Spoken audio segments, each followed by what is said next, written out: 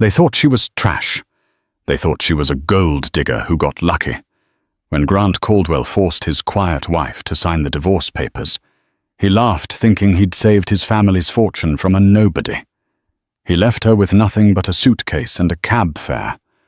The whole town of Greenwich whispered about her humiliation. But they forgot one thing: you should never judge a book by its cover, especially when that book is holding all your secrets. 2 months later, the Caldwells arrived at the charity gala of the decade, expecting to be royalty. Then the wind picked up. A Gulfstream G650 descended from the clouds, and when the doors opened, the woman who stepped out didn't just stop the party, she ended Grant's entire life. This is the story of the quiet divorce that screamed revenge. The pen scratched against the heavy, cream-colored paper. It was the only sound in the room, louder than the rain beating against the floor-to-ceiling windows of the Manhattan penthouse. Madeline didn't shake. Her hand was steady as she traced the loops of her name, the ink soaking into the line that would sever her 5-year marriage to Grant Caldwell. "Finally," a voice sneered from the corner of the room. It was Lenora Grant's mother. She was perched on a velvet armchair like a vulture in Chanel, clutching a glass of Chardonnay as if it were a weapon. "I told you, Grant. I told you 5 years ago. It always ends like this with her kind." Grant Caldwell stood by the window looking out at the grey skyline of New York City. He didn't even turn around. He was a handsome man in that manufactured way that money buys: perfect teeth, perfect hair, tailored suit. But his posture was rigid. He was annoyed, not sad, just annoyed that this meeting was taking up his Tuesday afternoon. "Is it done?" Grant asked, checking his watch, a Patek Philippe. Madeline had bought it for him for his 30th birthday, saving for 2 years from her allowance to get it. He probably didn't remember. "It's done," Madeline said softly. Her voice was low, melodic, but devoid of the warmth that used to define it. She capped the pen and pushed the document across the mahogany table toward the lawyer, Mr. Henderson. Mr. Henderson, a man who had known the Caldwell family for 30 years, looked at Madeline with a flicker of pity behind his wire-rimmed glasses. He checked the signature. "Madeline, you understand what this entails. Clause 4B, you are waiving your right to alimony. You are waiving your claim to the Caldwell marital assets. You are leaving with essentially what you came in with." "She came in with nothing," Lenora interjected sharply, standing up and walking over to the table. She picked up the papers, scanning them greedily. "So she leaves with nothing. That was the deal. The prenup was ironclad, and thank God for it. We aren't running a charity for failed waitresses." Madeline stood up. She was wearing a simple beige trench coat and flat shoes. She wore no jewelry. She looked small in the cavernous office, surrounded by the weight of the Caldwell legacy. But she didn't look defeated. "I understand the terms, Mr. Henderson," Madeline said. "I don't want the money. I don't want the house in the Hamptons. I don't want the shares in Caldwell Logistics." Grant finally turned around. He looked at her, his blue eyes narrowing slightly. "You don't want anything. You're not going to fight for the apartment or the car." "No," Madeline said. She reached into her pocket and pulled out a small velvet pouch. She upended it onto the table. Her engagement ring, a 3-carat solitaire that Lenora had picked out, because she didn't trust Madeline's taste, clattered onto the wood, spinning before coming to a rest. Beside it, she placed the simple gold wedding band. "I just want out, Grant," she said. Grant let out a scoff, a short, sharp breath of disbelief. "Playing the martyr to the end, Maddie." You think if you act noble, I'll write you a check out of pity. I know you. I know you're terrified. You're 32. You have no degree, no job history for the last 5 years, and no home. Where are you going to go? Back to that trailer park in Ohio. That's none of your concern anymore, Madeline replied. Her eyes drifted to the door, where a young woman had been, accidentally, waiting in the hallway for the last 20 minutes. Jessica. She was 23, the daughter of a senator and Grant's executive assistant. She was currently leaning against the door frame, pretending to check her emails, but her smirk was visible even from a distance. I suppose Jessica is waiting for you, Madeline added. Grant didn't even have the grace to look ashamed. Jessica understands the business, Maddie. She fits into this world. You tried. I'll give you that. You tried to dress the part and act the part, but you were always just playing house. Lenora clinked her glass with her fingernail. Oh, stop explaining yourself to her, Grant. She signed. The leech is detached. Let's go. We have the merger dinner at Le Bernardin tonight, and Jessica needs to get changed. Madeline picked up her handbag. It was an old leather bag, one she had before she met Grant. Goodbye, Grant. Goodbye, Lenora. Don't expect a reference, Lenora called out as Madeline walked toward the heavy oak doors. Madeline paused with her hand on the brass handle. She didn't look back. I won't need one. She opened the door, walked past Jessica, who gave a fake, pitying pout, and stepped into the elevator. As the doors closed, cutting off the view of her husband and his mother, laughing over the signed papers, Madeline didn't cry. She exhaled. A long, deep breath she felt she had been holding for 5 years. She reached into her bag and pulled out a burner phone. She dialed a number she hadn't called since the day she said I do. It rang once. It's done, she said into the phone. I'm free. A deep, gravelly voice on the other end answered immediately. About time, Maddie. The board has been asking questions, and he's missed you. I'll be at the Teterboro airstrip in 40 minutes, she said. Tell him I'm coming home. The first week after the divorce was exactly what Grant Caldwell had expected a celebration. The news hit the tabloids, of course. Caldwell air dumps Cinderella, back to rags for Madeline. The articles were vicious, clearly planted by Lenora's PR team. They painted Madeline as a gold digger who had failed to secure the bag, a simpleton who couldn't keep up with the high-octane lifestyle of the New York elite. Grant felt lighter. He was free of Madeline's quiet judgment. He was free of her constant nagging about ethics in his shipping contracts. He was free to be with Jessica, who laughed at his jokes, drank expensive champagne without wincing, and looked fantastic on his arm at charity balls. But by the 3rd week, the atmosphere in the Caldwell Logistics headquarters began to shift. It started with small things. Grant sat in his office, staring at a contract on his desk. It was a renewal agreement with Orion Tech, a massive supplier of microchips from Taiwan. It was their biggest account. It kept the company in the green. Why haven't they signed? Grant barked into his intercom. Jessica, get me the file on Orion. Jessica hurried in, looking flustered. She was wearing a dress that cost more than Madeline's entire wardrobe, but she couldn't find the file. I can't find the correspondence, Grant. I looked in the server, but the folder is encrypted. Encrypted by who? Well, the user log says MC. Grant froze.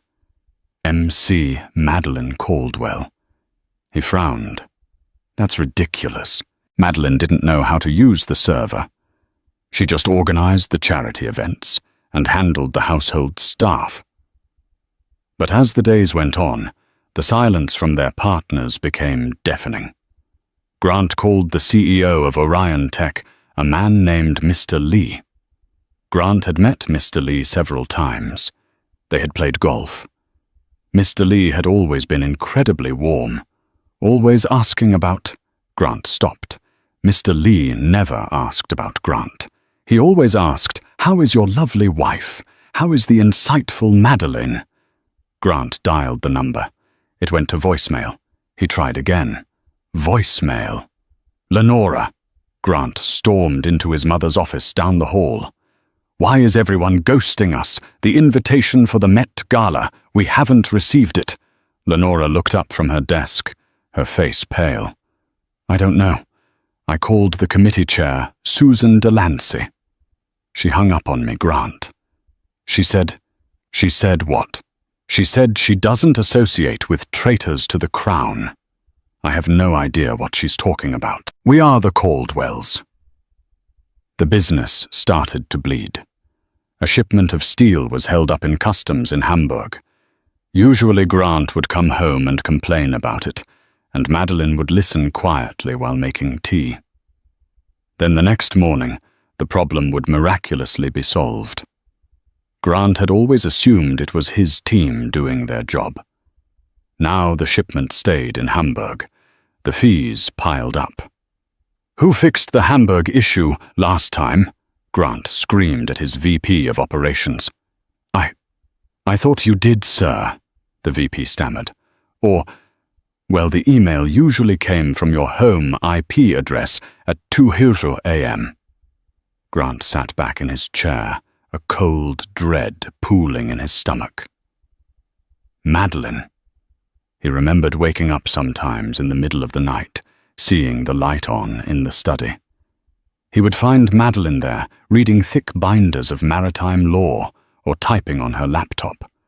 "Just looking up recipes," she would say, closing the laptop quickly. "Go back to sleep, Grant." "No," Grant whispered. "She was a waitress. I met her at a diner in Ohio. She didn't know anything about maritime law." "Grant," Jessica said, walking into the office looking annoyed. "We have a problem with the Obsidian Gala." The Obsidian Gala. It was the event of the season, hosted by the elusive Blackwood Group, a private equity firm that practically owned half of Europe. An invitation to the Obsidian Gala was a ticket to the inner circle of the global elite. Grant had been trying to get an invitation for 5 years. "What problem did we get snubbed?" "No," Jessica said, handing him a heavy black envelope embossed with silver leaf. "We got invited." Grant snatched the envelope. "Finally. This is it. This is how we fix the Orion deal. Mr. Lee will be there. Everyone will be there. If we secure a partnership with Blackwood, we don't need Orion." He ripped it open. The invitation was elegant, scented with a faint trace of jasmine. "Mr. Grant Caldwell and guest are cordially invited to the annual Obsidian Gala. Location, the Blackwood Estate. The Hamptons. Dress code, strict black tie." "This is perfect," Lenora said, walking in. "See, Susan Delancey knows nothing. The Blackwoods want us there. We are still on top." Grant looked at the date. It was this Saturday. "Jessica, buy the most expensive dress you can find. Mother, get the jewels out of the vault. We are going to show everyone that the Caldwells are doing just fine without Madeline." But as Grant held the card, he noticed something strange. On the back of the invitation, in tiny, almost microscopic font, were the coordinates for the landing strip at the estate. And beneath that, a Latin phrase, "Veritas vos liberabit." "The truth shall set you free." Grant ignored it. He was too busy imagining the look on everyone's faces when he walked in with the senator's daughter on his arm, sealing the biggest deal of his life. He didn't know that 3,000 miles away, in a glass-walled chateau overlooking the Mediterranean Sea, Madeline was standing on a balcony. She wasn't wearing beige anymore. She was wearing a silk robe that cost more than Grant's car. She was holding a phone to her ear. "They received the invitation, Miss Sterling," a voice said. Madeline. No Clara Sterling. For that was the name on her birth certificate, the name she had buried to live a simple life. Smiled. It was a smile that would have terrified Lenora Caldwell. "Good," Clara said. "Prepare the jet, Harrison. We're going to New York." "Are you sure you want to do this, Clara?" the voice asked. "You know what happens when you step back into the light." "I spent 5 years in the dark, making a mediocre man feel like a king," Clara replied, watching the waves crash against the rocks below. "It's time he learns who really wore the crown." She hung up the phone and turned back into the room. Sitting on the couch, reading a newspaper, was a man. He looked up. He had silver fox hair, piercing green eyes, and an aura of power that made Grant Caldwell look like a playful puppy. This was Nathaniel Blackwood, the head of the Blackwood Group. The billionaire the world thought was a recluse. "Ready to go destroy your ex-husband?" Nathaniel asked, a smirk playing on his lips. Clara walked over and poured herself a drink. "I'm not going to destroy him, Nate. I'm just going to introduce him to reality." The Blackwood estate in the Hamptons wasn't just a house. It was a fortress of limestone and glass carved into the cliffs of East Hampton, occupying a stretch of land that wasn't supposed to be zoned for residential use.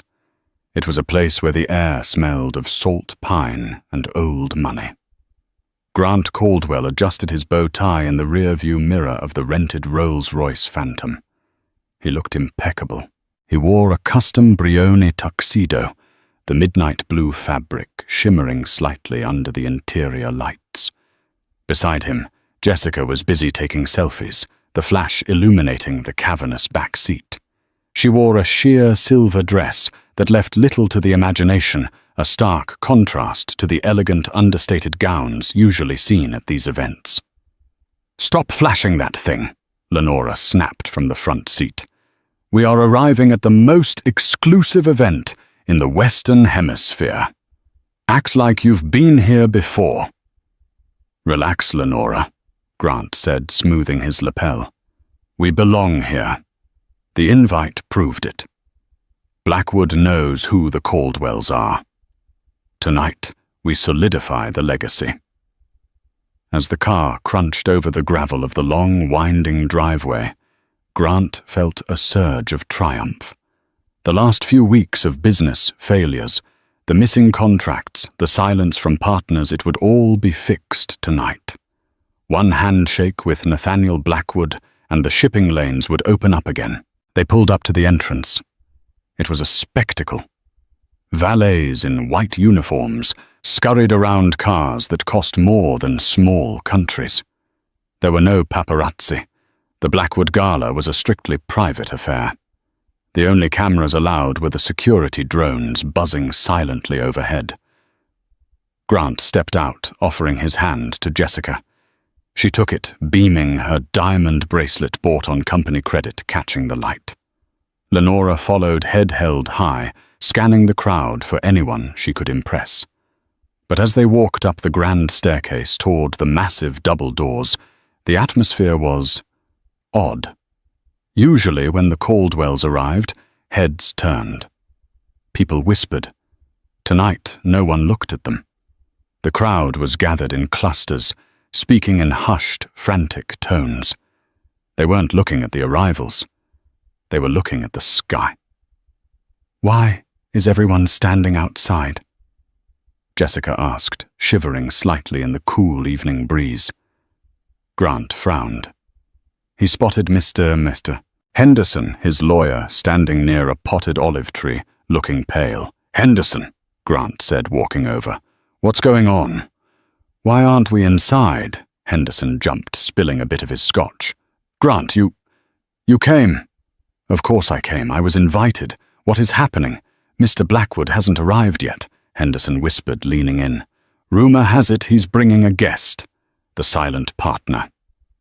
"The silent partner," Grant scoffed. "Sounds like an urban legend. Blackwood runs the show alone." "No," Henderson said, his eyes darting around. "The market has been whispering about it for years. There's someone else behind the Blackwood group. Someone who directs the capital flow. They say she or he is finally coming out of the shadows tonight to announce a hostile takeover of a major logistics firm." Grant laughed. "Well, I hope it's not us. Come on, Mother. Let's get a drink." They moved to the terrace which overlooked the private airstrip that belonged to the estate. The sun was setting, painting the sky in violent streaks of orange and purple. Suddenly, the wind picked up. The chatter on the terrace died down instantly. From the north, a low rumble vibrated through the floorboards. It grew louder, a deep mechanical roar that seemed to shake the champagne in the glasses. "Is that?" Jessica pointed. Descending through the clouds was a jet. But not just any jet. It was a Gulfstream G700 painted in matte black with a single silver stripe running down the fuselage. It was a predator of the skies. "That's Blackwood," a man next to Grant whispered reverently. "That's the Obsidian." The jet banked sharply, executing a landing that was both aggressive and perfectly controlled. It touched down on the private strip, the engines screaming as they reversed thrust. The Caldwells watched, mesmerized. This was power. This was the level of wealth Grant had always chased, but never quite caught. The jet taxied to a halt at the end of the red carpet that had been rolled out onto the tarmac. A fleet of black SUVs raced out to meet it. The door of the jet opened. The stairs lowered automatically. First, Nathaniel Blackwood emerged. He looked every bit the billionaire titan, tall, silver-haired, wearing a tuxedo that made Grant's look off the rack. He paused at the top of the stairs, smiling at the crowd on the terrace. But he didn't descend. He turned back to the open door and held out his hand. "Who is he waiting for?" Lenora hissed. "Is it a celebrity?" A hand took Nathaniel's.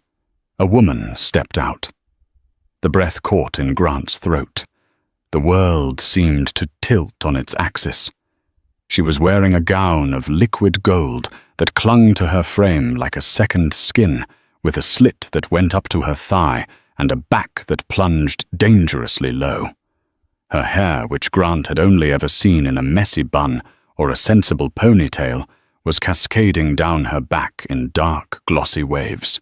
Around her neck sat a necklace of emeralds and diamonds that was so large, so brilliant, it looked heavy. She stood at the top of the stairs, surveying the crowd with a look of bored, regal amusement.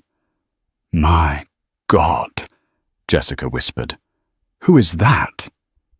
"She's gorgeous." Grant couldn't speak.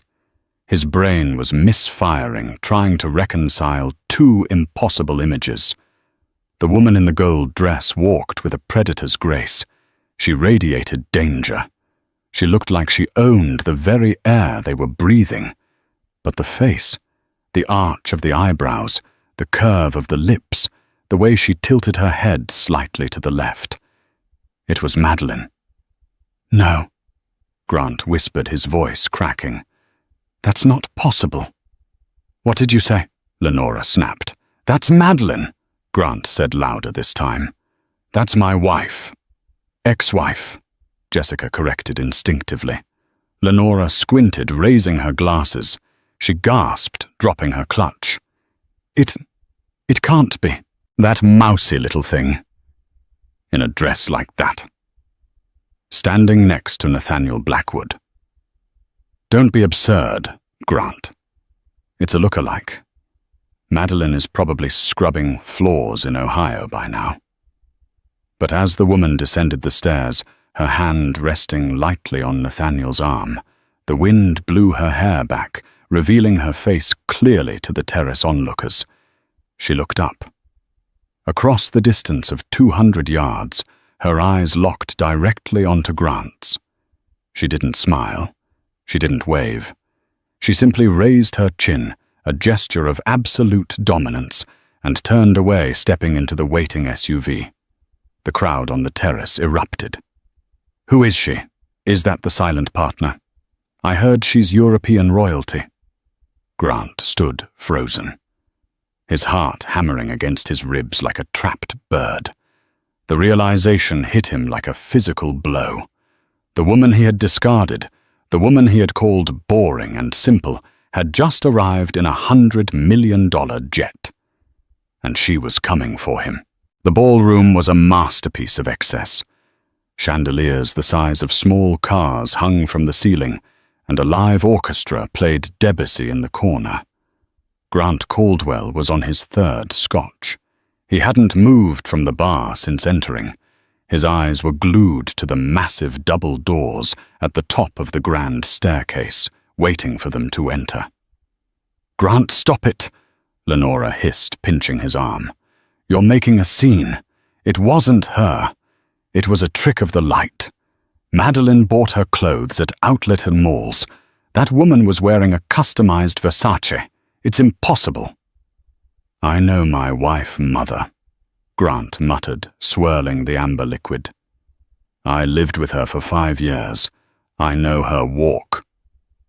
"You didn't know her at all," a voice said from beside him. Grant turned. It was Mr. Lee, the CEO of Orion Tech, the man who had been ghosting Grant's calls for weeks. "Mr. Lee." Grant straightened up, putting on his sales face. "So good to see you.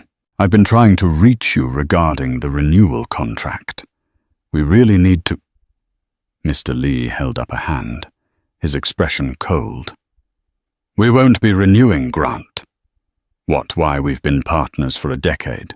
"We were partners with Madeline," Mr. Lee said simply. "Or as we know her, Miss Sterling. When she left the Caldwell table, we left with her." Grant blinked. "Miss Sterling? Who is Miss Sterling?" Before Mr. Lee could answer, the music stopped. The room went silent. At the top of the staircase, the doors swung open. Nathaniel Blackwood stood there, looking every inch the king of the evening. He stepped aside. Madeline walked out. Up close, she was even more devastating. The gold dress caught every photon of light in the room. She wore her beauty like armor. She didn't look nervous. She looked bored. They began to descend the stairs. The crowd parted at the bottom like the Red Sea. Grant pushed through the people, ignoring Lenora's hissed warnings. He had to know. He had to confront her. As Madeline reached the bottom step, a waiter appeared with a tray of champagne. She took one, her movements elegant and practiced. "Madeline." The name tore through the polite silence of the room. Grant stumbled forward, breaking the circle of admirers that had already formed around her and Nathaniel. Madeline stopped. She turned slowly, her movement fluid. She looked at Grant with the mild curiosity one might show a bug on a windshield. "Hello, Grant," she said. Her voice was the same, yet entirely different. It had lost the softness, the hesitancy. It was polished steel. What is this?" Grant gestured wildly at her dress, the room Nathaniel. "What are you doing here?" "How did you get in?" Lenora pushed up beside Grant, recovering her composure. She looked Madeline up and down with a sneer. "Yes, Madeline. Do tell. Did you find a rich boyfriend to pay for a ticket, or are you part of the catering staff?" The crowd gasped. A few people chuckled nervously. Nathaniel Blackwood stepped forward, his green eyes flashing with amusement. "Careful, Mrs. Caldwell. You are speaking to the host." Lenora froze. "Excuse me." "I said, Nathaniel repeated his voice, carrying to the back of the room. "You are speaking to the host. This estate, this gala, and indeed the Blackwood Group itself. It doesn't belong to me." He turned to Madeline and bowed his head slightly. "It belongs to her." The silence that followed was absolute. You could have heard a pin drop on the carpet. Grant stared at his ex-wife. "That's a lie. You're a waitress. You're from Ohio. I checked your background. I hired a PI. Madeline took a sip of champagne and smiled. It was a terrifying smile. "You checked Madeline Smith, the identity I created when I wanted to leave my family and live a normal life," she said softly. "You never checked Clara Madeline Sterling." "Sterling?" Lenora whispered, the color draining from her face. "As in Sterling Industries, the European banking conglomerate." "My grandfather founded it," Madeline Clara said. "My father expanded it, and I inherited it when I was 22. But I hated the life. I hated the sycophants, the gold diggers, the people who only loved me for the name. So I left. I went to America. I became a nobody. I wanted to see if I could find someone who loved me, just for me."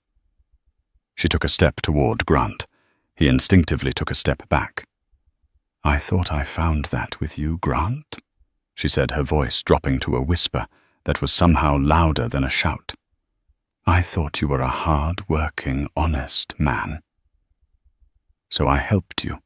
Who do you think renegotiated your steel contracts? Who do you think fixed the Hamburg customs issues? Who do you think quietly injected capital into Caldwell Logistics every time you made a bad bet?" Grant's mouth opened and closed. You did that." "I did," she said. "I spent 5 years playing the dutiful, quiet wife, using my connections in the dark to build your empire, hoping that one day you would appreciate me. Not the money. Me." She laughed, a bitter sound. "But you didn't. You grew arrogant. You thought you were a genius. And then you got bored. You found Jessica." She glanced at Jessica, who was trying to hide behind Grant's shoulder. "And then you tossed me out like garbage," Clara continued. "You made me sign a divorce decree that gave me nothing. You thought you were clever. Maddie, please," Grant stammered, sweat beading on his forehead. The eyes of the entire room were boring into him. He saw the looks of disgust on the faces of his business partners. "We can talk about this in private." "We have nothing to talk about," Clara said. "You wanted a divorce. You got one. You wanted me out of your business. I'm out." She turned to Nathaniel. "Nate, what is the status of the acquisition?" Nathaniel pulled a document from his jacket pocket. "The board of Caldwell Logistics voted an hour ago, Clara. Since the company's credit rating collapsed 3 weeks ago, coincidentally, right after you stopped managing their accounts, their debt was callable. Sterling Industries bought the debt." Grant felt the room spin. You bought my debt." "We own the company, Grant," Nathaniel said cheerfully. "Well, she owns the company. Hostile takeover. It was remarkably cheap." Clara looked at Grant one last time. There was no love in her eyes anymore, only pity. "You forced me to sign those papers because you wanted to save your fortune." "Grant," she said. "But you didn't realize that I was your fortune." She turned her back on him. "Security," she said calmly. "Please escort Mr. Caldwell and his guests off my property. They are trespassing." 2 massive security guards materialized from the crowd. Grant tried to protest, tried to grab Madeline's arm, but he was seized by the shoulders. "Madeline, you can't do this," he screamed as he was dragged toward the doors. "I'm your husband. Ex-husband," she called out without looking back. As the doors slammed shut on Grant's screaming face, the orchestra started playing again. The crowd, sensing the shift in power, surged forward, desperate to get a word with Clara Sterling, the Queen of the Hamptons. But Clara wasn't looking at them. She walked over to the balcony, looking out at the dark ocean.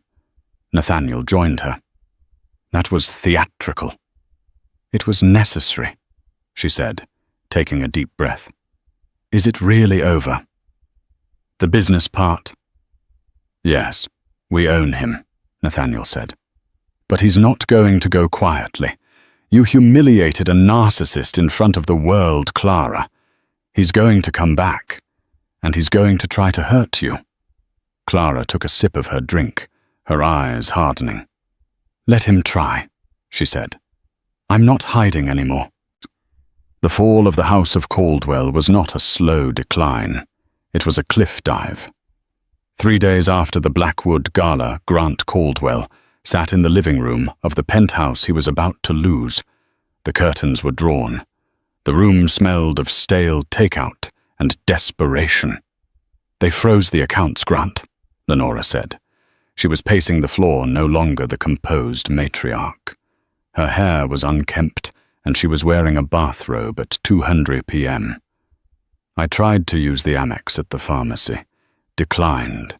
I tried the Cayman account. Access denied. They say there's an audit pending. Grant stared at his phone. He was reading the comments on the New York Post article titled, "The Sterling Queen Takes Her Throne." User 123. Karma is a chef's kiss. Waltzed bully. Grant Caldwell couldn't run a lemonade stand. Sterling was the brain all along. Maddie Fan. Queen behavior. Grant hurled the phone across the room. It shattered against the marble fireplace. It's not fair, he screamed, standing up. I built this company. I was the face. She just sat in the background. She owns the debt, Grant, Lenora snapped. She owns us. Unless what? Unless we prove she stole it, Lenora said, her eyes narrowing. Think, Grant. She was Madeline Smith for 5 years. That's identity fraud. If we can prove she signed the prenup under a false identity, the divorce is void. If the divorce is void, you are still married. And if you are still married, Grant's eyes widened, then half of her assets are marital property, half of Sterling Industries. It was a long shot. It was a desperate, filthy legal maneuver. But it was all they had. I need a lawyer, Grant said. Henderson won't take my calls. Forget Henderson, Lenora said. He's a coward. Call Silas Vane. Silas Vane was a disbarred attorney who operated out of a basement in Queens. He was known as the pit bull for people who had no other options. He didn't care about the law. He cared about loopholes and blackmail. Grant met Silas an hour later at a diner. Grant wore a baseball cap and sunglasses, terrified of being recognized. Identity fraud is good, Silas grunted, picking his teeth with a toothpick. But it takes too long in court. You need leverage now. You need to scare her into a settlement. How? Grant asked. She's untouchable. She has Blackwood security. Everyone has a skeleton, Silas said. You lived with her for 5 years. Think, did she ever slip up? Did she ever make a call she shouldn't have? Did she ever hide anything? Grant racked his brain. He thought about the quiet nights, the boring dinners. The diaries, Grant whispered. What diaries? She used to write in these black leather journals every night. Grant said, the memory surfacing. I thought it was just feelings or recipes, but she was obsessive about it. She kept them in a safe in the floorboards of the closet. I never knew the combination. If she was secretly running the company, Silas said, leaning in. Those journals contain insider trading information, evidence that she was manipulating stock prices while hiding her identity. That's federal prison time. Grant felt a surge of hope. The penthouse is being seized tomorrow morning. The journals might still be there. Get them, Silas said, and we don't go to the police. We go to her. We trade the journals for your company back. Grant rushed back to the penthouse. He ran to the master bedroom, the room he used to share with Madeline, the room he had kicked her out of, to make space for Jessica. Speaking of Jessica, Grant burst into the room to find Jessica packing a Louis Vuitton trunk. "Jess, what are you doing?" Jessica didn't look up. "Leaving Grant. I have a flight to Milan in 3 hours." "Milan? But we have to fight this. I have a plan. We're going to get everything back." Jessica zipped the bag shut and stood up. She looked at him with cold, dead eyes. "Grant, look at you. You're sweating. You're broke. And honestly, you were never that smart. My father warned me about you." "I bought you that bag," Grant shouted. "And Madeline bought you your career," Jessica shot back. "I'm not making the same mistake she did. I'm cutting my losses." She walked past him, the wheels of her suitcase rolling over the hardwood floor. "Goodbye, Grant." Grant stood there, trembling with rage. He was alone, truly alone. He dropped to his knees in the closet, ripping up the carpet. There, hidden beneath a loose floorboard, was the small safe. He didn't have the combination, but he had a crowbar from the utility room. For an hour he smashed and pried at the metal box, sweating, cursing, crying. Finally, the hinge gave way.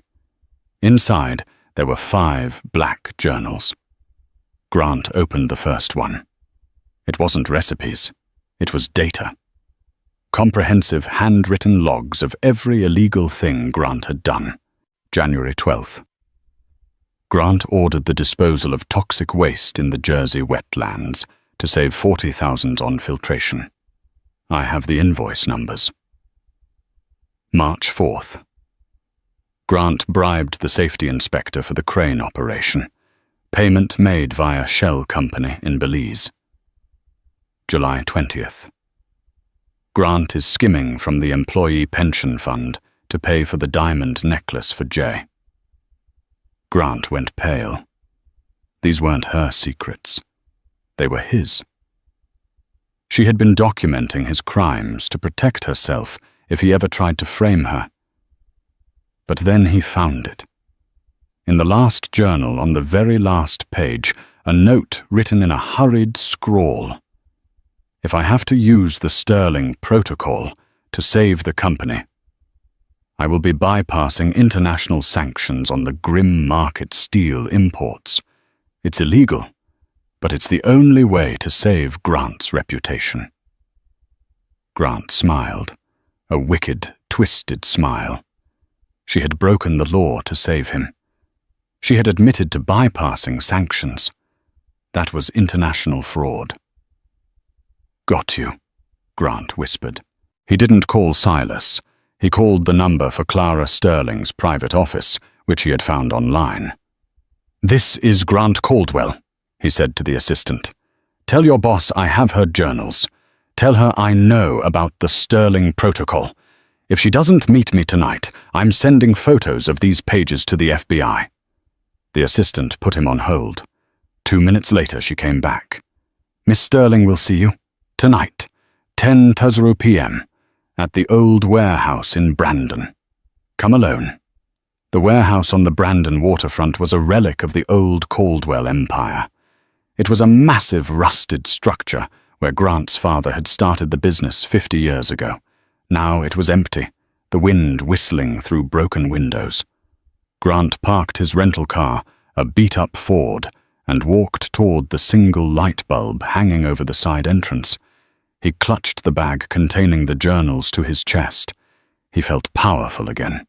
He had the weapon. He pushed the door open. The interior was vast and shadowed. In the center of the concrete floor, a single table was set up. Clara sat there. She wasn't wearing the gold dress this time. She wore a sharp, white, power suit, her hair pulled back in a severe bun. She looked like a judge, ready to pass a sentence. Behind her in the shadows stood Nathaniel Blackwood, arms crossed. "You came," Clara said, her voice echoing in the empty space. "You didn't leave me a choice," Grant sneered, walking up to the table. He slammed the bag of journals down. "You thought you were so smart, documenting everything, but you incriminated yourself, Maddie, bypassing sanctions. That's 20 years in prison." Clara looked at the bag. She didn't look scared. She looked disappointed. "Is that what you think this is, Grant leverage?" "It is leverage," Grant shouted. "Here is the deal. You sign Caldwell Logistics back over to me. You return the penthouse. You give me $100 million in alimony. And I burn these journals. If not, I walk out of here and go straight to the feds." Nathaniel stepped forward, but Clara held up a hand to stop him. "Grant," Clara said calmly, "did you read the date on that entry?" "What?" "The entry about the sanctions. Did you read the date?" Grant frowned. He opened the book again. "October 14th. "October 14th of which year?" Clara asked. Grant looked closer. The year wasn't written on the page. "It doesn't matter," Grant yelled. "You admitted it." "It matters," Clara said, standing up. "Because on October 14th of the year, the sanctions were active, I wasn't in charge of the accounts anymore. You were." "Liar. You did everything." "I did the work," Clara corrected. "But you signed the checks. You authorized the deals. And that entry that wasn't a confession of what I did. That was a note of what you ordered me to do." "I never ordered that. Really." Clara reached under the table and pulled out a file. "Because I have the email chain right here. From Grant Caldwell to Madeline Smith. Subject: Just get it done. I don't care how." She tossed the file onto the table. Photos of the emails spilled out. "I warned you in the reply," Clara continued. "I said, Grant, this violates the Sterling Protocol and international law. And you replied, do it or you're out on the street." Grant stared at the papers. He remembered. He had been drunk. He was stressed about the quarterly earnings. He had just told her to fix it. "So," Grant stammered. "It's still your handwriting in the journal. It's he said, she said." "No, Grant." Nathaniel spoke up, his voice deep and vibrating with authority. "It's not." Nathaniel pulled a small remote from his pocket and pressed a button. A projector screen descended from the darkness above them. A video flickered to life. It was the view from a hidden camera. It showed the interior of the Caldwell penthouse study dated 3 years ago. In the video, Grant was pacing. He was on the phone. "I don't care if it's illegal." "Steve," Video Grant was shouting, "just bribe the inspector. Use the offshore account. Madeline is too soft to do it, so I have to do it behind her back. Just make sure her name isn't on any of the documents. I want the profit, not the risk." Grant watched the video, his mouth open. You bugged the house." "I didn't," Clara said. "You did. You installed the security system to watch the staff because you were paranoid they were stealing your silverware. You forgot that the system records audio. And you forgot that I was the one who managed the cloud storage backup." Clara walked around the table, her heels clicking on the concrete. "I kept these recordings for 3 years, Grant. I hoped I would never have to use them. I hoped you would let me go with dignity. I left with nothing. I gave you a clean slate. But you couldn't leave it alone. You had to come after me." This is entrapment," Grant yelled. "I'll sue you." "It's not entrapment," Nathaniel said. "It's evidence, and we aren't the only ones watching." Clara gestured to the shadows on the far side of the warehouse. Grant spun around. Walking out of the darkness were 3 men in windbreakers. On the back of their jackets were 3 yellow letters FBI. "Grant Caldwell," the lead agent said, stepping into the light. "You are under arrest for securities fraud, embezzlement, and conspiracy to violate international trade sanctions." Grant looked at Clara. "You set me up. You invited me here, not to negotiate." "I invited you here to give you a chance to confess," Clara said softly. "If you had come here and apologized, if you had shown 1 ounce of remorse, maybe I would have helped you. Maybe I would have kept the video buried. But you came here to blackmail me." The agents moved in, grabbing Grant's arms. "Madeline, Maddie, please!" Grant screamed as the handcuffs clicked shut. He struggled, looking back at her with wild, terrified eyes. I'm sorry, don't let them take me. I can't go to jail. I'm a Caldwell." "You're not a Caldwell anymore, Grant," Clara said, her voice devoid of emotion. "You're just a memory." They dragged him toward the exit. His screams echoed off the metal walls until the heavy door slammed shut, cutting off the sound. Silence returned to the warehouse. Clara let out a long, shaky breath. She leaned against the table, her strength finally wavering. Nathaniel was there in an instant, his hand on her shoulder. "Are you okay?" Clara looked at the spot where her husband had stood. "I spent 5 years trying to make him love me, and it took 5 minutes to destroy him." "He destroyed himself, Clara," Nathaniel said gently. "You just turned on the lights." Clara straightened her jacket. She wiped a single tear from her cheek. "Is it done?" she asked. "The board meets tomorrow," Nathaniel said. "With Grant arrested, the stock will plummet. We will buy the remaining shares for pennies. By noon tomorrow, Sterling Industries will own 100% of Caldwell Logistics. You will have total control." Clara nodded. She picked up the bag of journals, the record of her pain, her silence, and her survival. "Burn them," she said, tossing the bag to Nathaniel. "I don't want to read them ever again." "And what will you do?" Clara walked toward the door, the moonlight framing her silhouette. "I have a company to run," she said, "and I think I'm overdue for a vacation. Italy sounds nice." "I have a villa in Tuscany," Nathaniel offered, walking beside her. "It has a vineyard and excellent security." Clara looked at him. For the first time in years, her smile reached her eyes. "Is that a business proposal, Mr. Blackwood? Call it a merger of interests." He smiled. As they walked out into the cool Brandon night, the rain had stopped. The sky was clear, and for the first time in her life, Clara Sterling was free. 1 year later. The Federal Correctional Institution at Otisville is not the worst prison in America, but for a man who used to fly on private jets and drink whiskey that cost more than a Honda Civic, it was hell on earth. Grant Caldwell sat in the common room staring at the communal television bolted to the wall. He was thinner now. His hair, once perfectly coiffed, was buzzing short and graying at the temples. He held a plastic cup of lukewarm water. "Hey, Caldwell," a fellow inmate, a former stockbroker named Miller, nudged him. "Look, isn't that your old company?" Grant looked up. On the screen, CNN was broadcasting live from the port of New York. A massive new cargo ship was being christened. It was a behemoth of engineering, painted in the sleek, matte black and silver colors of Sterling Industries.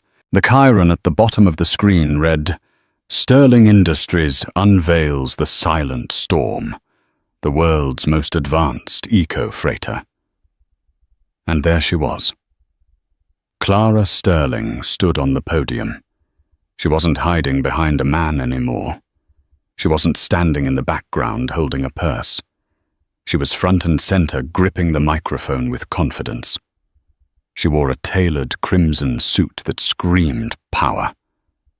"We are building a future where profit does not come at the expense of integrity," Clara said into the cameras, her voice clear and strong. "This ship represents a new era for logistics, an era where we don't cut corners, where we don't hide in the dark." The crowd cheered. Standing just behind her, applauding the loudest, was Nathaniel Blackwood. Grant felt a physical pain in his chest, a hollowness that seemed to expand with every beat of his heart. "She looks like $1 billion." Miller laughed. "Man, you really fumbled the bag, didn't you? You had the golden goose, and you cooked her for dinner." Grant didn't answer. He stood up and walked back to his cell, the sound of the applause ringing in his ears. He sat on his cot and looked at the small, torn photograph he had managed to keep. It was from his wedding day. Madeline looked so young, so hopeful. He remembered how she had looked at him that day, like he was the sun and the stars. He realized now, in the cold silence of his cell, that he had never looked at her that way. He had looked at her like a mirror, something to reflect his own glory. And when he broke the mirror, he realized he had no glory of his own. 500 miles away, in a cramped pawn shop in Queens, Lenora Caldwell was arguing with a man behind bulletproof glass. "This is a vintage Cartier," she shrieked, her voice raspy. She looked older. The Botox had worn off, and the stress lines were deep canyons on her face. She was wearing a coat that had seen better days, the buttons loose.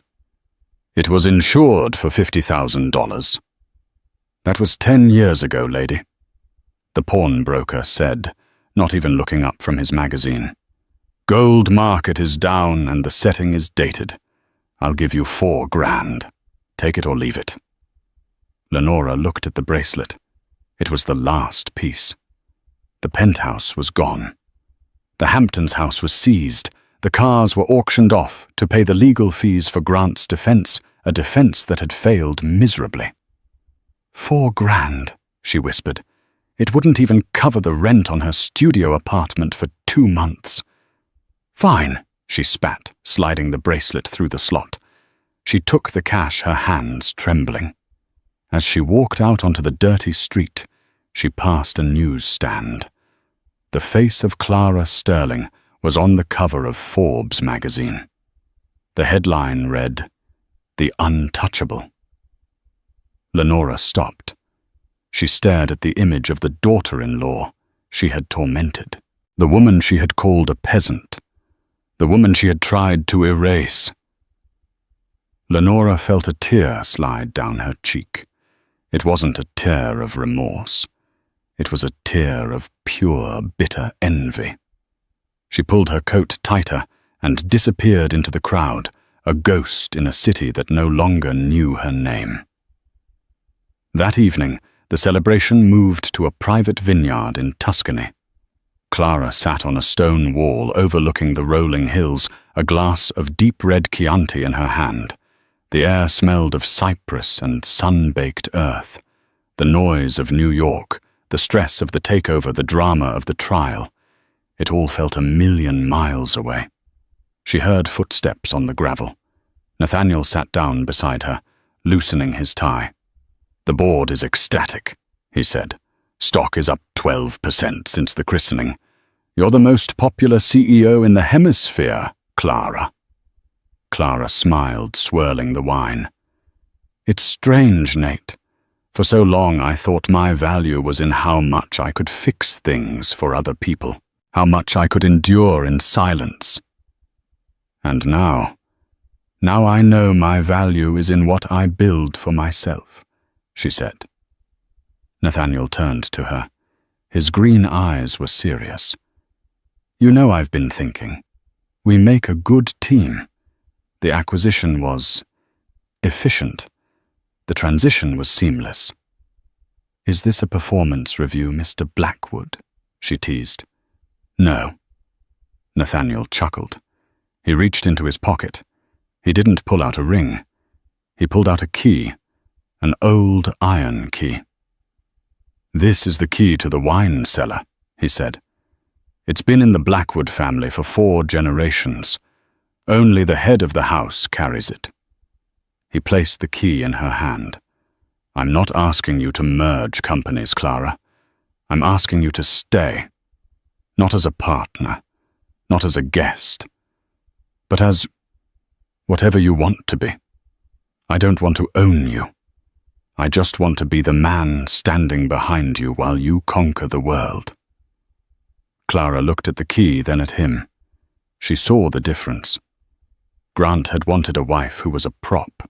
Nathaniel wanted a partner who was a peer. He wasn't intimidated by her power. He was in love with it. She closed her fingers around the key. "I think," she said softly, leaning in, "that I'm going to need a lot of wine, because I have a feeling we're just getting started." Nathaniel smiled and kissed her. It wasn't a movie kiss. It was a real kiss, grounded, passionate, and full of promise. As the sun set over the Italian hills, Clara Sterling didn't look back at the life she had lost. She looked forward at the Emma she had won. She had signed the divorce quietly in the rain, with a broken heart. But she had emerged from the storm as something else entirely. She was no longer the quiet wife. She was the thunder. Grant Caldwell learned the hard way that the most dangerous person in the room isn't the one shouting orders, it's the one listening, learning, and waiting. He mistook Madeline's silence for submission, and her kindness for weakness.